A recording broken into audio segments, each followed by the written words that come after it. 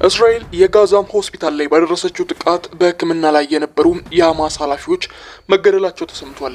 እስራኤል እሁድ አመሻሹን ጋዛ ውስጥ በሚገኝ ሆስፒታል ላይ ባደረሰችው ጥቃት ነባር የሐማስ አመራሮች ረዳቶቻቸው መገደላቸውን ሐማስ ለኢቢሲ ገልጿል። በካን ዩኒስ ግዛት ናስር ሆስፒታል ላይ በደረሰው ጥቃት የሐማስ የፋይናንስ ጉዳይ ኃላፊ የሆኑት ኢስማኤል መገደላቸው ተሰምቷል። ግለሰቡም ከ4 ቀናት በፊት በእስራኤል ጥቃት በደረሰባቸው ጉዳት ምክንያት በሆስፒታል ሕክምና እያገኙ እንደነበር የሐማስ ኃላፊዎች ገልጸዋል። የእስራኤል ጦር ኃላፊ በወጣው መግለጫ በሆስፒታሉ ቅጥር ግቢ ይንቀሳቀስ የነበረን ቁልፍ የሐማስ ጥቃት ማድረሱን ገልጿል። ጦር ኃይሉም ከባድ መረጃ ስብሰባ ከተሰራ በኋላ በፈጸመው ጥቃት ነጥሎ የሚመታ መሳሪያ በመጠቀም ነው ይህንን ጥቃት ሊያደርስ የቻለው። ይህ ግለሰብ ብቻ ሳይሆን ሌሎች ተጨማሪ ሙያተኞች መገደላቸው ታውቋል። ሚኒስትሩም አክሎም እንደገለጸው ከሆነ በጥቃቱ ምክንያት ጉዳት የደረሰበት የሆስፒታሉ ክፍል ሰራተኞች ከአካባቢው ለቀው እንዲሄዱ መደረጋቸው ተሰምቷል።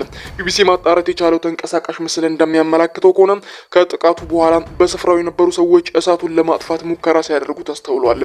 እስራኤል በተደጋጋሚ ሐማስ ሆስፒታሎችን በመሸሸጊያነት ይጠቀምበታል፣ እንደዚሁም ለጦር መሳሪያ ክምችትና ለእዝ ማዕከልነት ይጠቀምበታል ስትል ትስተዋላለች። ነገር ግን ሐማስ ይህንን ወቀሳም ፈጽሞ አይቀበለውም። እስራኤል በካን ዩኒስ እሁድ በፈጸመችው ጥቃት ሌላኛውን የሐማስ አመራር ሳላም አልባርዳዊን መግደላው ይታወቃል። የጤና ሚኒስትር እንዳለው ከሆነ በካን ዩኒስ ራፋ እሁድ ጠዋት በተፈጸመው ጥቃትም 30 ሰዎች መገደላቸው ተረጋግጧል። አመሻሹን ደግሞ ሆስፒታሉን ጥቃት ሲደረግበት ነው ያመሸው። እስራኤል በጋዛ የምታደርገውን ወታደራዊ ዘመቻ ባለፈው ማክሰኞ ጀምረዋለች። ይህ ለ2 ወራት ያክል የቆየውን የተኩስ አቁም ስምምነት እንዲቋረጥ ምክንያት ሆኗል። ባለፈው ማክሰኞ ጀምሮ በተፈጸመው ጥቃቶች በጋዛ በመቶዎች የሚቆጠሩ ሰዎች ሞተዋል።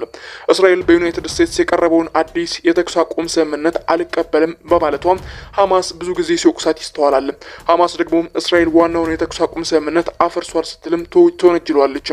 ሐማስ መስከረም መጨረሻ ላይ በፈጸመው ጥቃት ወደ 1200 ያክል እስራኤላውያን መገደላቸው ይታወቃል። 253 ያክል ሰዎች ደግሞ ታግተው ወደ ጋዛ ተወስደዋል። እስራኤል በጋዛ ውስጥ በፈጸመችው ጥቃት ብቻ 48189 ፍልስጤማውያን መገደላቸውን ከጋዛ የጤና ሚኒስቴር የወጡ መረጃዎች ያመለክታሉ።